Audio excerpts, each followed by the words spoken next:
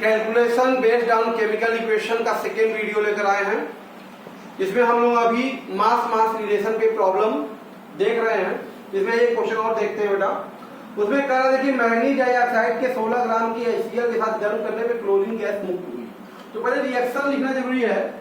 MnO2 का HCl से जब क्रिया कराएंगे तो निश्चित तौर पर बताइए, कह रहा है कि आपको क्लोरीन गैस मुक्त हो रही है यहाँ पर, तो निश्चित तौर पे ये क्या बन रहा होगा, MnCl2 भी बन रहा होगा, Cl2 भी बन रहा होगा और H2O 2H2O बन रहा है, तो 4HCl यहाँ पे हमको लेना पड़ेगा इस तरीके से। तो हम देख रहे हैं यहाँ पे एक मोल से बना MnClO2 Cl2, तो एक मोल यही बन रहा है। ठीक है, एक मोल का मतलब कितना हो गया 55 धन 16 गुना के 32, तो बेटा कितना हो जाएगा 87 ग्राम एक मोल का मतलब, और एक मोल का मतलब कितना है 71 ग्राम। तो आप देख रहे हैं कि 87 ग्राम MnO2 की HCl से क्रिया द्वारा प्राप्त Cl2 की मात्रा कितनी है बेटा 71 ग्राम। कै ग्राम से कराना है 16 ग्राम से। ठीक है, MnO2 16 ग्राम से, तो 16 ग्राम MnO2 की HCl से क्रिया द्वारा प्राप्त Cl2 बेटा कितना होगा 71/87 गुणे 16। जरा गुणा करके देखिए कितना वैल्यू है आपका। तो मेरे ख्याल से आपका आ गया होगा बेटा ये 13.05 ग्राम। तो आप देख रहे हैं कि यहाँ क्लोरीन गैस इतनी बनी, फिर कह रहा है कि जो क्लोरीन बना उसको Ki के बिलियन में प्रवाहित किया गया। तो Cl2 को कहां भेजा गया Ki के बिलियन में। तो कह रहा क्या मुक्त हुआ बेटा, आयोडीन मुक्त हुआ। तो बाकी क्या बनेगा KCl बनेगा, बैलेंस कर लीजिए इसको 2Ki। क्लियर है। तो आइए देखते हैं इस पे। देखो एक मोल से एक मोल ही बन रहा है। एक मोल का मतलब बेटा 71 ग्राम। एक मोल का मतलब कितना है बेटा, ये 2 गुणे 27 मतलब 254 ग्राम।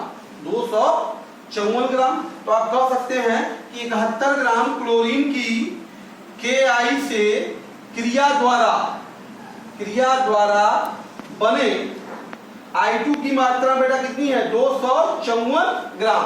और कितना ग्राम क्लोरीन मुक्त हुआ बेटा 13.05।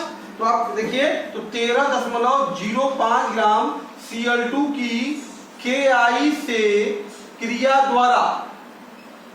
द्वारा बना I2 कितना होगा बेटा बता दीजिएगा। तो 254/71 गुणे 13.04। जरा कैलकुलेशन करके देखिए कितना है आपका वैल्यू। से आपका आंसर आया होगा 46.68 ग्राम के आसपास। क्लियर है। तो इस तरह से देखिए यहाँ पे डबल रिएक्शन प्रॉब्लम था। सबसे पहले MnO2 को HCl से क्रिया कर Cl2 बन रहा था, तो Cl2 का हमने मात्रा निकाला, फिर वो Cl2 को Ki में। बहुत ही बढ़िया क्वेश्चन है। कह रहा है अशुद्ध चांदी के नमूने के 3 ग्राम को नाइट्रिक अम्ल में घोला गया। ठीक है, सिल्वर को नाइट्रिक अम्ल में घोला गया। सिल्वर ये HNO3 से क्रिया किया। तो आप जानिए कि इसका प्रोडक्ट क्या क्या बनता है बेटा। ये सिल्वर नाइट्रेट बनाता है, जल बनाता है और नाइट्रिक ऑक्साइड भी बनाता है। इसको बैलेंस कर दें 3 और ये अगर 4 ले लें, ये 2 और ये 2H2। चेक कर लीजिए, देखिए 3 हो गया बेटा, 2 सॉरी इसको 2 लेंगे।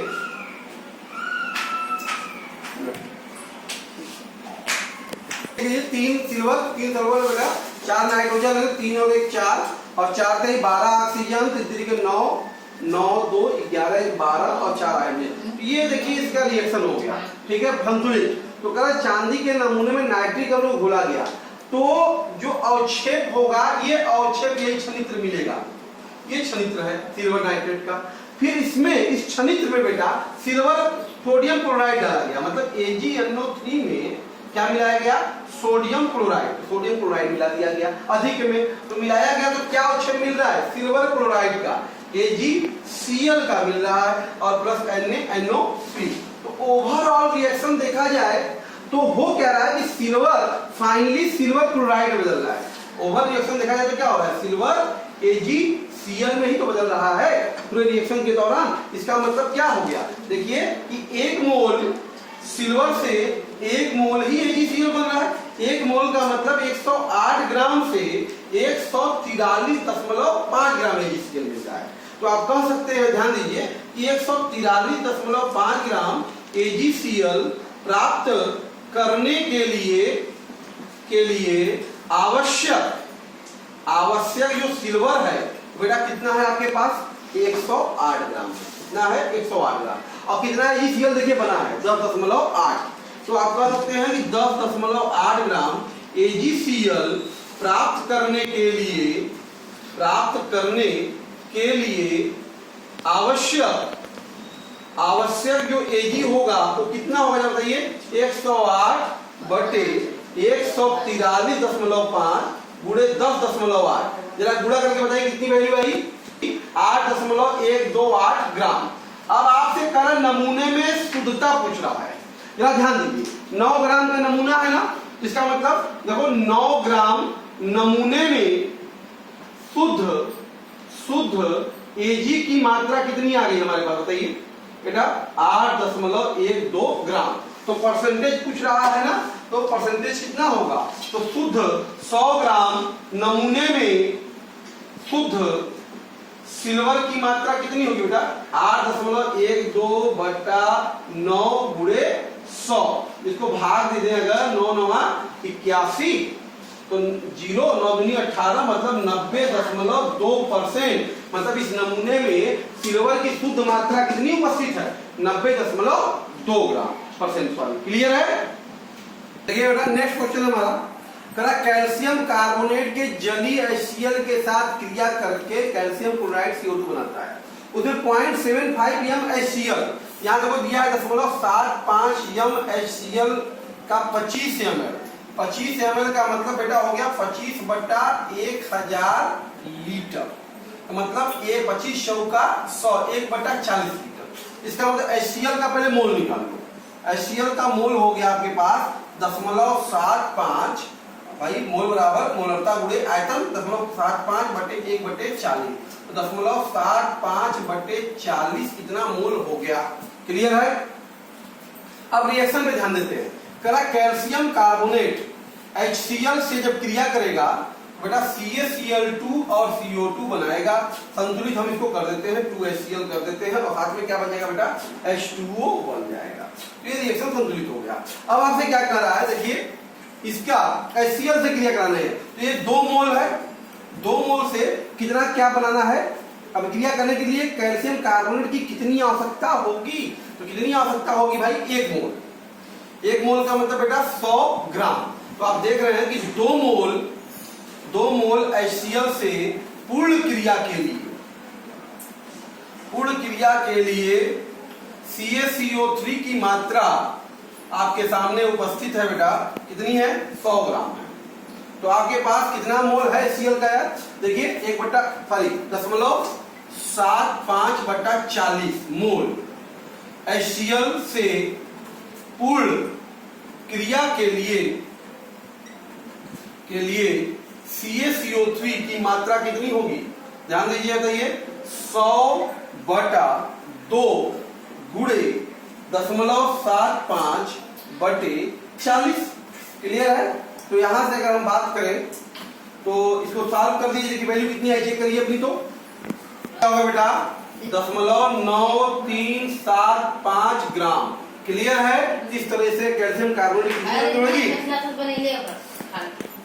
नेक्स्ट क्वेश्चन है बेटा करा कि प्रयोगशाला में जो क्लोरीन है मैग्नीज डाइऑक्साइड की HCl से क्रिया कराकर इस अभिक्रिया के द्वारा बनाया जाता है। कौन सा रिएक्शन बेटा ये 4HCl + MnO2 gives 2H2O + MnCl2 + Cl2। इसी रिएक्शन से लैब में क्लोरीन गैस बनती है। क्लियर है। करा कि इसमें 5 ग्राम मैग्नीज ऑक्साइड मतलब यहाँ पे आप देखिए 1 मोल है ये कितने ग्राम HCl ये 4 मोल है। 4 मोल का मतलब हो गया ये 4 गुणे 36.5 मतलब बेटा ये हो गया ग्राम 4 पंजे 20 4 से 24 24 2 26 4 तेई 12 12 2 14 146 ग्राम ये हो गया। और 1 मोल का मतलब ये हो गया बेटा 55 बेटा 87 ग्राम।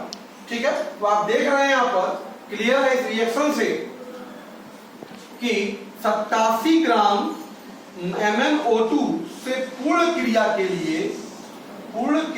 लिए कितना HCl जरूरत है बेटा?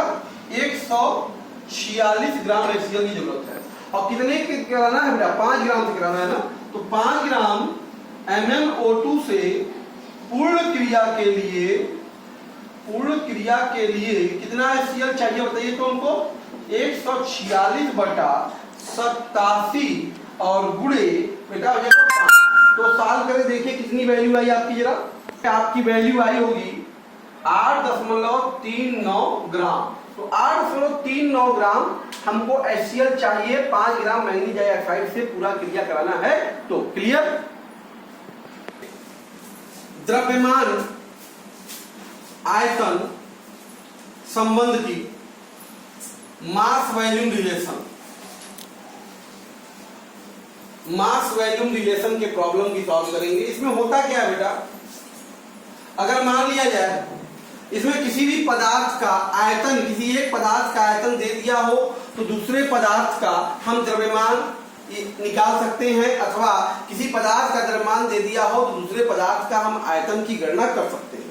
दूसरी खास बात यहाँ पे याद रखिएगा, अगर मान लिया जाए हम NTP पे बात करते हैं और हमें कोई और ताप, अगर T1 और T1 अलग ताप पे दिया हो, अलग दाब P1 और अलग आयतन पे दिया हो और NTP पे बात करनी हो, तो हमेशा हम गैस समीकरण यहाँ पे P1 V1 by T1 बराबर P2 V2 by T2 के मदद से हम उस गैस का, उस पदार्थ का आयतन NTP पर इस समीकरण से कैलकुलेट पहले करेंगे और उसके बाद फिर अपने प्रॉब्लम को समीकरण के अनुसार सॉल्व करने की कोशिश करेंगे।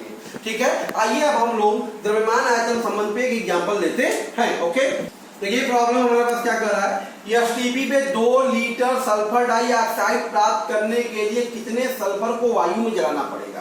तो रिएक्शन लिखते हैं, सल्फर को वायु से रिएक्शन कराएंगे बेटा, सल्फर डाइऑक्साइड हमको मिलेगा। तो आप देख रहे हैं ये 1 मोल है और बेटा ये भी कितना है, 1 मोल से 1 मोल मिल रहा है। सल्फर डाइऑक्साइड में आयतन बोला है ना, 1 मोल का मतलब क्या हो गया, NTP पर 22.4 लीटर। और इसकी मात्रा पूछा है ना, तो 1 मोल का मतलब बेटा कितना हो गया, 32 ग्राम। तो आप देखिए कह रहे हैं कि NTP पर SO2 NTP पर 22.4 लीटर SO2 प्राप्त करने के लिए आवश्यक सल्फर बेटा कितना है, यहाँ बताइए 32 ग्राम है ना। देखो 22.4 के लिए कितना सल्फर लग रहा है, 32 ग्राम। तो हमको कितना सल्फर बनाना है, 2 लीटर। तो NTP पर 2 लीटर सल्फर डाइऑक्साइड प्राप्त करने के लिए आवश्यक सल्फर बेटा कितना होगा, 32 बटा 22.4 और गुणे 2। जरा कैलकुलेट करके बताइए कितना है आपका आंसर। तो आपका आंसर बेटा आ गया होगा 2.86 ग्राम। ठीक है, इस तरीके से हम लोग देखेंगे कि 2 लीटर SO2 बनाने के लिए कितना सल्फर जलाना पड़ेगा बेटा, 2.86 ग्राम जलाना पड़ेगा। क्लियर है? नेक्स्ट क्वेश्चन क्या करा, 20 ग्राम शुद्ध कैल्शियम कार्बोनेट की 27 डिग्री सेल्सियस 746.7 mm दाब पर HCl से क्रिया कराने पे CO2 का कितना आयतन बनेगा। ठीक है, तो पहले क्रिया तो कराइए हम लोग। कैल्शियम कार्बोनेट की क्रिया HCl से अगर हम कराएंगे तो निश्चित तौर पे आप समझ रही हैं कि CaCl2 प्लस H2O प्लस क्या बनेगा बेटा, CO2। इसको बैलेंस करते हैं 2, ठीक है, 2Cl, ये हो गया रिएक्शन का बैलेंस। ठीक है, तो यहाँ पे आप देख रहे हैं किसके बारे में बात कर रहा है, ये CO2 की बात कर रहा है और कैल्शियम कार्बोनेट के 20 ग्राम। तो आप देख रहे हैं इसकी बात कर रहा है, 1 मोल की क्रिया कराने पर कितना CO2 बेटा बन रहा है, 1 मोल बन रहा है। ठीक है ना, 1 मोल से 1 मोल। ठीक है, तो यहां से आप देख रहे हैं 1 मोल का मतलब कितना हो गया, 100 ग्राम। और इसके आयतन की बात किया है तो NTP पर कितना होगा, 22.4 लीटर। तो आप देख रहे हैं कि 100 ग्राम CaCO3 की HCl से क्रिया द्वारा NTP पर CO2 का आयतन कितना है बच्चा, CO2 का आयतन कितना है, 22.4 लीटर है। और हमारे पास क्या ग्राम है कैल्शियम कार्बोनेट, 20 ग्राम है। तो 20 ग्राम कैल्शियम कार्बोनेट की HCl से क्रिया द्वारा NTP पर CO2 का आयतन कितना है भैया 22.4 बटे 100 और गुणे कितना हो जाएगा 20। तो बेटा ये हो जाएगा 20 पंजे 100, 20 पंजे 100, 5 से का भागे नहीं, 5 चौका 20, फिर आ जाएगा बेटा 5 चौका 20, 5 अट्ठे 40, ठीक है ना, 5 अट्ठे 40, 4.48 लीटर। तो NTP पे CO2 इतना प्राप्त हुआ। तो ये NTP पर CO2 का आयतन है बेटा, ये NTP पर CO2 का आयतन है। हमको NTP पे नहीं पूछ रहा है, वो 27 डिग्री सेल्सियस और इतने दाब पर पूछ रहा है। अच्छा ध्यान दीजिए, पहले CO2 का दाब निकाल लेते हैं। तो देखो आंशिक दाब से आपने पढ़ा होगा डाल्टन के नियम से, P बराबर आपने पढ़ा होगा P गैस वाष्प में आ रहा है और प्लस P जलवाष्प, ये आंशिक दाब के नियम से आपने पढ़ा है। तो P CO2 का क्या होगा, P टोटल मतलब 746.7 में से इसका जलवाष्प घटा दे बेटा 26.7, तो बेटा मेरे ख्याल से ये आ जाएगा 720 mm। तो कार्बन डाइऑक्साइड का दाब हमको मिल गया है, ठीक है। अब आपको देखिए, अब आपके सामने अगर बात करें तो अगर हम T1 को अगर 27 डिग्री सेल्सियस कहें तो कैपिटल T1 कितना होगा 300 केल्विन, और P1 कितना आ गया 720 mm, और V1 हमको पूछ रहा है। अच्छा NTP का मतलब T2 हो गया 273 केल्विन और P2 हो गया बेटा 760 mm, ओके, और V2 आपने निकाल ही लिया है 4.48 लीटर। तो यहाँ पे हमको V1 चाहिए, देखिए इतने टेम्परेचर पे। तो हमने कहा था ना कि गैस समीकरण यहाँ पे लगाना पड़ेगा, तो लगा लीजिए क्या है P1 V1 बटा T1 बराबर P2 V2 बटा T2। तो हमको क्या चाहिए V1 चाहिए, तो V1 बराबर क्या होगा P2 V2 बटा T2 गुणे T1 बटा P1, सारा मान रख देते हैं। तो बेटा P2 का मान देखिए कितना है आपके पास 760 है, ओके। V2 बताइए कितना है 4.48 है, T2 बताइए कितना है 273 है, T1 बताइए कितना है 300 है, और P1 कितना है बच्चा। जरा इसको कैलकुलेट करके देखिए कि कितना आयतन है आपका, देखिए कैलकुलेशन में तो 5.2 लीटर, ओके। नेक्स्ट क्वेश्चन देखिए क्या कर रहा है आपसे, शुद्ध संगमरमर से 27 डिग्री सेल्सियस और 760 mm दाब पे 10 लीटर है। इसका मतलब हमें ये आयतन जो दिया है वो NTP पे नहीं है, तो NTP बदलना पड़ेगा। तो देखिए T1 हमारा कितना हो गया 27 300 केल्विन बेटा, और P1 कितना है 760 mm, और V1 कितना है 10 लीटर। तो NTP का मतलब ये हो गया T2 कितना हो गया 273 केल्विन, P2 हमारा भी 760 रहेगा mm, और V2 निकालना है NTP पे, मतलब P1 V1 बटा T1 बराबर P2 V2 बटा T2। इसका मतलब V2 बराबर हो गया P1 V1 बटा T1 गुणे T2 बटा के P2। तो यहाँ से V2 बराबर आ गया, P1 है तुम्हारा देखो बेटा, P1 है 760 और V1 है 10 और T1 है 300, T2 है बेटा 273 और P2 है 760। तो आप देख रहे हैं यहाँ 760 से 760 कट गया, एक जीरो से एक जीरो ये कट जाएगा, 3 से काटेंगे 3 नमा 27, 3 एकम 3, मेरे ख्याल से ये 9.1 लीटर। तो NTP पे जो आप देख रहे हैं, अब आपके पास NTP पर जो CO2 का आयतन बेटा आ गया, ये है 9.1 लीटर आयतन है। चेक कर लेते हैं, तो कट गया, जीरो से जीरो कट गया, 3 नमा 27, 3 एकम 3, 10 से 1 लीटर। अच्छा अब रिएक्शन की बात करते हैं, शुद्ध संगमरमर से CO2 प्राप्त करना है। शुद्ध संगमरमर क्या होता है कैल्शियम कार्बोनेट, इसको बेटा गर्म करेंगे तो क्या बनेगा CaO प्लस CO2। तो आप देख रहे हैं 1 मोल से 1 मोल बन रहा है, 1 मोल का मतलब क्या होता है ये 100 ग्राम अनुभाग इसका, ये NTP पे बेटा कितना है 22.4 लीटर। तो अब आप देख रहे हैं कि NTP पर 22.4 लीटर CO2 के लिए आवश्यक कितना है बेटा कैल्शियम कार्बोनेट, 100 ग्राम कैल्शियम कार्बोनेट की जरूरत है, और हमको कितना चाहिए 9.1 लीटर। तो NTP पर 9.1 लीटर CO2 के लिए बेटा कितना कैल्शियम कार्बोनेट चाहिए बताइए, 100 बटा के 22.4 गुणे 9.1, इतना कैल्शियम कार्बोनेट ग्राम चाहिए। इसका मतलब इस बात कर देंगे तो कैल्शियम कार्बोनेट की मात्रा कैलकुलेट करके बताइए कितनी आ गई आपकी, बेटा आ गया होगा सबका 40.62 ग्राम। इस तरीके से हम लोग शुद्ध संगमरमर की मात्रा 10 लीटर CO2 में ज्ञात कर लीजिए। क्लियर कर रहा है। एसटीपी पर 2.4 लीटर ऑक्सीजन गैस प्राप्त करने के लिए कितना पोटेशियम क्लोराइड आवश्यक होगा? तो रिएक्शन लिखेंगे KClO3 का घटन जब करते हैं बेटा तो क्या बनता है, बैलेंस करेंगे तो 2KCl + 3O2। यहाँ देख रहे हैं आप 2 मोल से 3 मोल बन रहा है। 2 मोल का मतलब ये बेटा जाएगा, इसको सॉल्व कर लीजिए, 2 गुणे पोटेशियम का देखो 39 आई 35.5 और 16 यानी 48। तो बेटा ये हो गया 2 गुणे, तो ये 0.5 ये हो गया, देखिए 8 5 13 13 और 9 22, ओके 4 3 7 7 3 10 2 12, मतलब बेटा ये आ गया 245 ग्राम।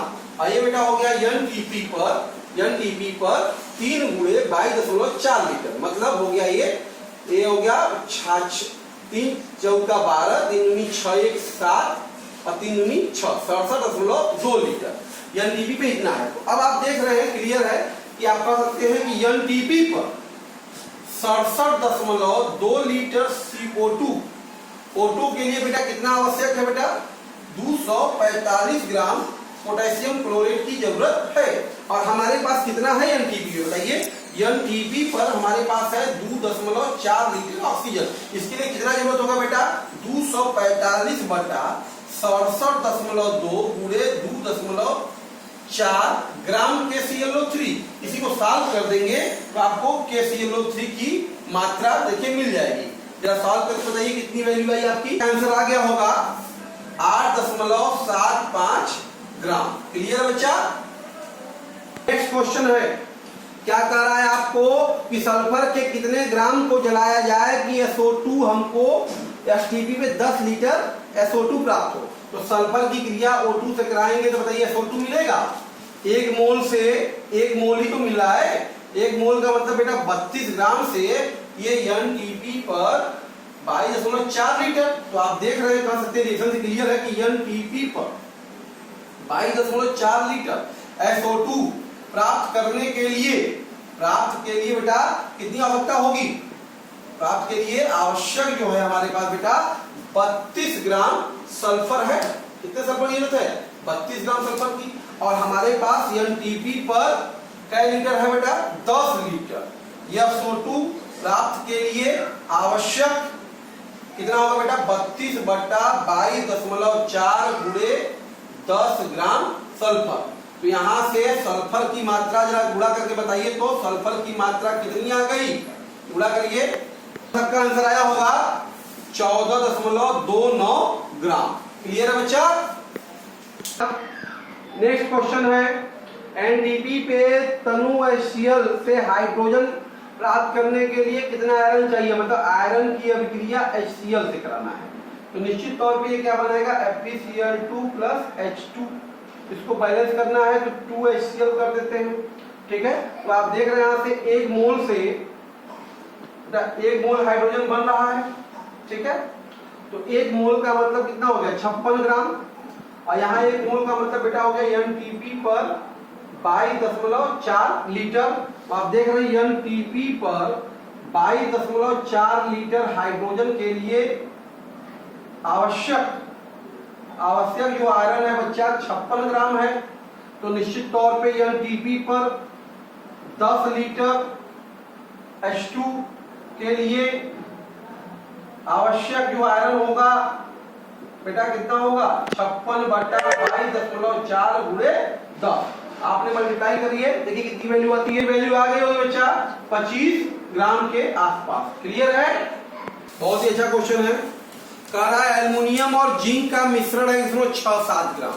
तो बेटा माना कि एल्युमिनियम की मात्रा अगर मान ले x ग्राम है, तो निश्चित तौर पे जिंक की मात्रा कितनी होगी बताइए, 1.67 माइनस x ग्राम। क्लियर। इनकी क्रिया H2SO4 से, दोनों क्रिया करता है ना बारी बारी। तो निश्चित तौर पे आप देखिए,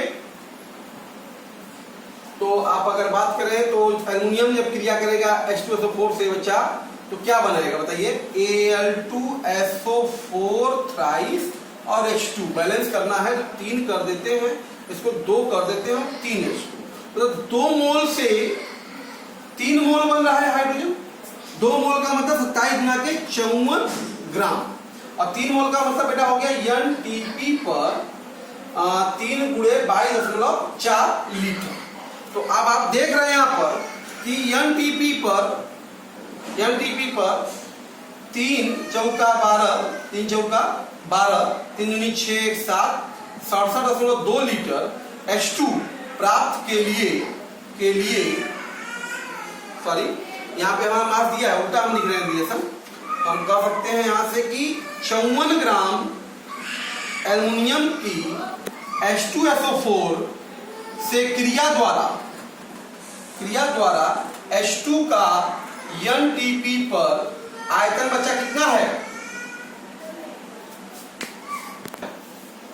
हमारा 67.2 लीटर, 3 के बाद 3 ठीक है लीटर। और हमारे पास कितना एल्युमिनियम? x ग्राम एल्युमिनियम की H2SO4 से क्रिया द्वारा H2 का एनटीपी पर आयतन हो गया हमारे पास, ध्यान दीजिएगा, 67.2 बटा 54 इंटू x लीटर। ठीक है ना, इतना हो जाएगा हमारे पास। ओके, अब हमारी बात नहीं करेंगे, ये क्रिया जिंक से भी कर रहा है। देखो जिंक की क्रिया जब H2SO4 से कराएंगे आप, तो निश्चित तौर पे ZnSO4 प्लस H2 देगा। 1 मोल से 1 मोल ये बन रहा है, 1 मोल का मतलब बेटा 65 ग्राम, और 1 मोल का मतलब होता है एनटीपी पर 22.4 लीटर। फिर से वही बात आ गई। तो अगर हम एक बार डायरेक्ट, अगर आपको समझ में आ रही है बात, तो हम डायरेक्ट अगर कहना चाहें कि इतना 1.67 माइनस x ग्राम जिंक की H2SO4 से क्रिया द्वारा एनटीपी पर H2 का आयतन कितना होगा बताइए जरा। तो भाई सीधी सी बात है, ये होगा 22.4 बटा 65 और गुणे 1.67 माइनस x लीटर, इतना होगा। तो देखिए, इतना लीटर बेटा एल्युमिनियम के कारण बन रहा है और इतना लीटर जिंक के कारण बन रहा है। तो कुल कितना बना, दोनों को जोड़ देना पड़ेगा आपको। क्या करना होगा, जैसे इसको ऊपर बिठा देते हैं हम लोग, तो इस तरह से, तो हम कर सकते हैं यहाँ से एनटीपी पर H2 का कुल आयतन क्या होगा, जोड़ना पड़ेगा। यदि जोड़ देते हैं हम लोग, तो इसके द्वारा बेटा बना है 67.2 बटा 54 x घन, और ये है 22.4 बटे 65 इंटू 1.67 माइनस x। और ये पूरा मान कितना है, 1.69। अब इसी को सॉल्व कर देना है और x की वैल्यू निकालनी है। जरा सॉल्व करके हमको बताइए आप लोग, तो कितना वैल्यू आई x की पूछ करके। आंसर मेरे क्या सबका आ गया होगा 1.43 ग्राम। तो बेटा ये x क्या था, एल्युमिनियम था, वही पूछ भी रहा है। तो एल्युमिनियम की मात्रा मिश्रण में कितनी है, 1.43 ग्राम। ये आपका आंसर होगा। क्लियर है बेटा। मिश्रण जब भी कभी देगा तो उसमें इस तरह से हम लोग मानकर उसका 2 रिएक्शन करके बारी बारी कर लेंगे। तो ये हम एक क्वेश्चन जो कर रहे थे मास एंड वॉल्यूम के रिलेशन पे कर रहे थे। अभी हमारे पास वॉल्यूम रिलेशन है, लिमिटिंग रिएजेंट है, और भी अनुमापन के भी सवाल है, जो कि अगले वीडियो में हम लोग करेंगे। इतनी बातें प्रैक्टिस कीजिए। वीडियो अच्छी लगी बेटा तो लाइक कीजिए, सब्सक्राइब कीजिए। Okay, thank you.